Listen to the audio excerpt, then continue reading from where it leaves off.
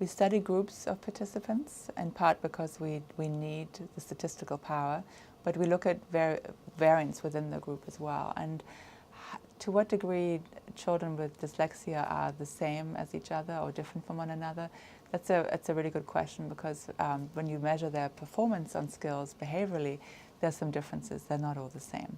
They have some key features. They have difficulty with reading at the word level. They have difficulty with decoding.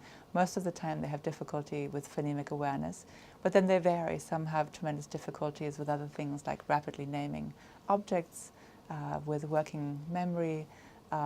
Some may have more severe problems with comprehension that is influenced by their poor reading. And there is some variability. Even two dyslexic children with dyslexia in the same family may not be identical.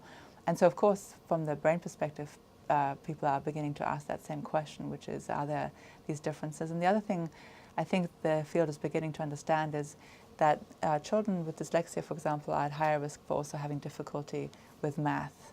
And those go together more often than, so the occurrence of math difficulties is higher amongst the population with dyslexia than those without. And we think of them as very separate because they seem to be very different tasks, but in reality they do share some common origins. And it may be that you are identified because of your reading difficulties, and maybe your math appears to be fine, but actually it's just a little lower than would be considered fine, and it's there and it's a problem, but it's undiagnosed. And I think it's easier for people to spot reading difficulties than to spot difficulties in arithmetic and so on.